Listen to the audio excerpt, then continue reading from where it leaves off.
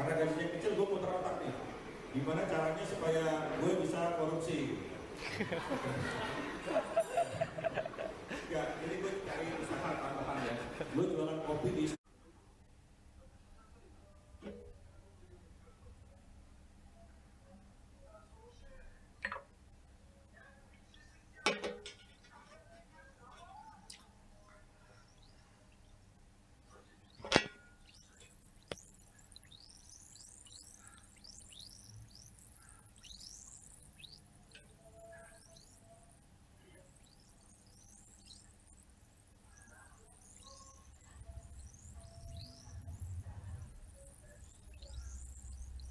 terakhir. Bagaimana dengan nasib pesawat-pesawat Garuda yang ratusan buah itu? Ya kan, ratusan ekor ya, pesawat selalu dihitung dengan ekor, nggak pernah dihitung dengan buah. Waduh.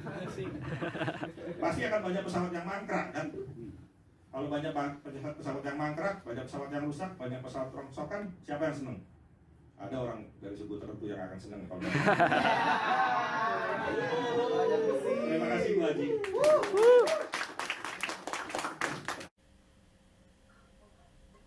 Halo, ketemu lagi bersama gue Aji di pit yang ke-9 yang gue kasih judul Grogi Pertama.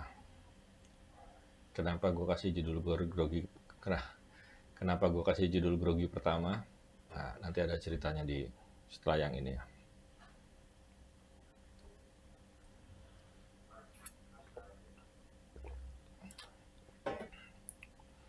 Setelah melewati minggu lalu yang sangat melelahkan dengan 5 kali open mic dan salah satunya di Bogor, minggu ini gue melakukan 4 kali open mic dan 1 kali lomba. Luar biasa ya. Yang paling menarik di minggu ini adalah pada hari Senin yang lalu tanggal 14 Agustus. Itu ketua stand up Indo Jaktim Fikri kirim WA ke grup, dia menawarkan barang siapa yang mau jadi open micer di acaranya Comedy Junkies malam itu. Jadi Comedy Junkies itu setiap bulan tuh mengadakan show ya di Struck and Tap Rooms SCBD. Nama show-nya adalah Comedy After Office. Dan gue melihat ini adalah kesempatan atau peluang yang harus gue ambil untuk mencoba dan menambah jam terbang gue ya. Jadi di dalam show itu ada 2 bagian penampil.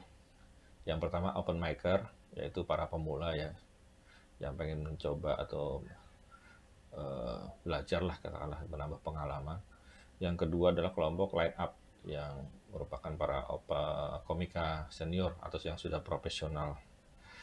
Di antara line up-nya malam itu ada Arif Brata dan Bonar Manalu. Jadi ini kesempatan juga buat gue bisa mengenal mereka lebih dekat dan belajar dari mereka. Tampil menjadi open micer yang pertama terus terang membuat gue sangat grogi, dan ini adalah grogi yang menurut gue sangat dahsyat, bahkan lebih besar dari grogi pertama kali mau open mic. Terus terang perasaan grogi itu membuat gue sedikit pusing dan agak kayak goyang-goyang gitu ya. Tampil yang pertama bisa melalui dengan lancar sampai terakhir, artinya melalui dengan lancar di sini gue nggak sampai pingsan di panggung gitu. Tapi terus terang penampilan malam itu gue masih belum puas karena LPM-nya masih di bawah 4, jadi masih apakah harus mencoba materi baru atau mengasah lagi ya dari materi yang udah ada. Dan juga masih banyak materi-materi yang kelewat dibawakan malam itu ya. Meskipun sorenya udah sempat ngebadanin juga, tapi ya mungkin karena grogi juga. Kemudian hari Selasanya gue open mic di open house-nya Comika.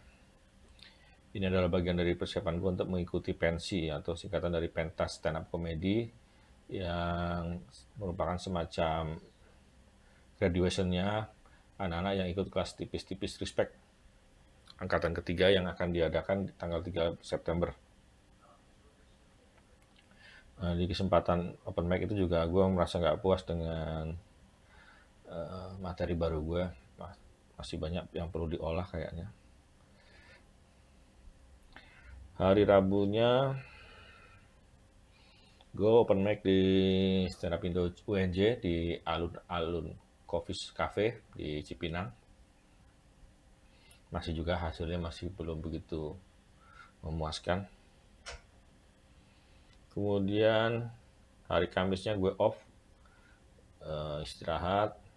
Karena biasanya Kamis kan gue ke Bekasi. Karena minggu lalu udah ke Bekasi, jadi minggu ini gue nggak ke Bekasi.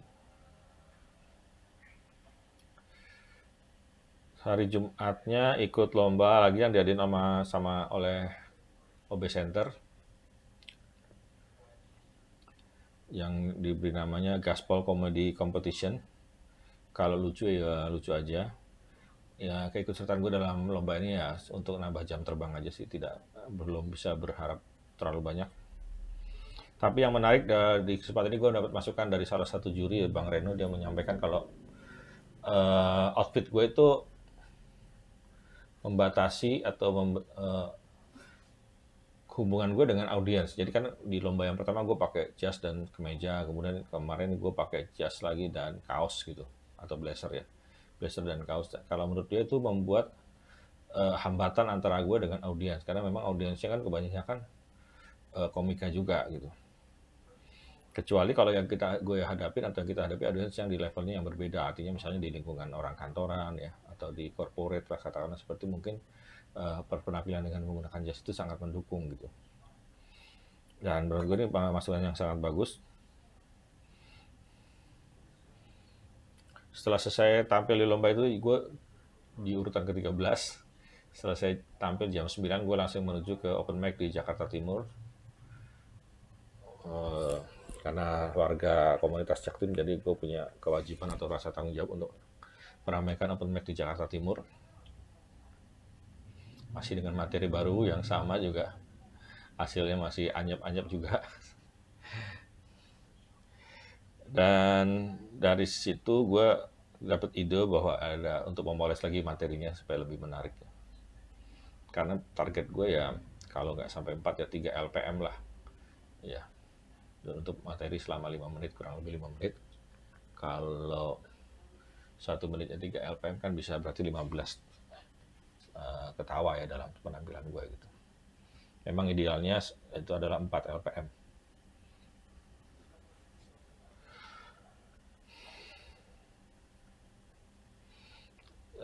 Satu hal juga yang mau gue sampaikan yang udah menjadi pemikiran gue selama ini di Beat 009 itu, ya di Beat 009 ini. Dari beberapa kali open mic yang gue ikutin selama kurang lebih 9 bulan ini, itu gue tanya sama teman-teman penyelenggara, katanya apa yang didapatkan dari kerjasama komunitas dengan kafenya. Mereka coba bilang bahwa kita komunitas cuma dapat diberikan kesempatan untuk memakaikan lokasi mereka untuk open mic atau dapat pinjaman tempat lah, kurang lebih seperti itu. Tapi kalau gue perhatikan dari jumlah pengunjung yang datang, baik dari komikanya sendiri yang mau open mic maupun pengunjung yang datang untuk nonton open mic, itu sangat banyak ya. Itu minimal sekitar antara 20-an lebih lah, sampai bahkan ada yang 50 lebih. Kalau di Bogor itu kemarin gue perhatikan lebih dari 50 ya pengunjung yang datang, belum lagi komikannya gitu. Kemudian di Bekasi ya juga cukup termasuk ramai, dari setiap kali open mic sana cukup ramai, sekitar 50-an lebih. Jakarta Pusat juga sekitar 40, kalau Jakarta Timur antara 20 sampai 30 setiap kali ada open mic yang datang gitu. Jadi itu komiknya campuran ya antara komikannya dengan pengunjungnya. Kalau menurut gua kerjasama ini harusnya saling menguntungkan antara komunitas dengan kafenya. Kenapa? Kan dengan banyaknya orang yang datang, artinya kan meningkatkan traffic di kafe tersebut. Nah, tinggal bagaimana traffic ini dikonversi menjadi transaksi gitu. Artinya yang datang mau makan atau minum di situ, tempat itu ya.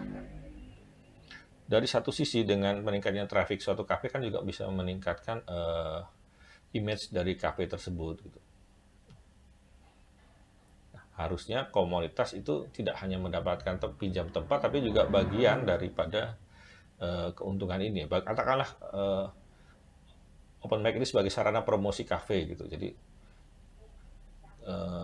banyak orang yang tahu bahwa ada open mic di kafe tersebut sehingga orang mau datang gitu. Ini kan juga menjadi bagian daripada sarana promosi, dan kita tahu bahwa bagian daripada biaya promosi itu cukup besar ya, artinya membutuhkan biaya yang besar, dan dengan adanya open mic ini kafe terbantu promosinya gitu. Harusnya menurut gue itu ya kafe memberikan fee kepada komunitas dengan diselenggarakannya open mic di kafe tersebut, karena itu sudah menjadi bagian daripada promosinya dia gitu.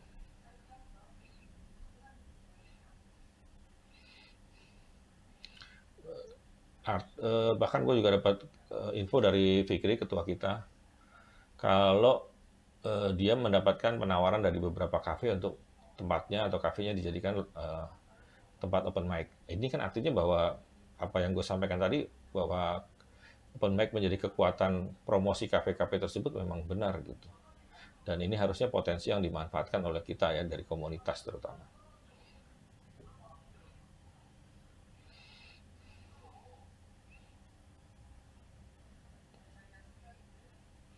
Kemudian bagaimana selanjutnya kalau misalnya sudah ada pemasukan buat komunitas dari kafe-kafe tersebut ya. Tinggal disepakati aja di awal apakah ini nanti uangnya akan dibagikan kepada komika yang open mic atau disimpan untuk kasnya komunitas.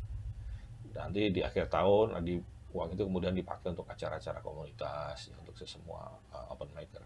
Kayak opsi kedua ini kayaknya lebih gampang ketimbang dibagikan, karena mungkin belum tentu uangnya juga banyak gitu. Dan agak sulit juga membagikannya mungkin nanti.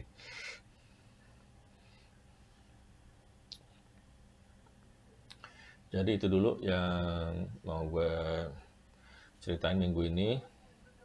Dan terima kasih juga untuk teman-teman yang udah menonton channel gue ini, karena dari bit-bit awal sampai yang ke-8 kemarin, minggu lalu masih sedikit viewernya, dan tadi gue cek sudah bertambah jumlahnya.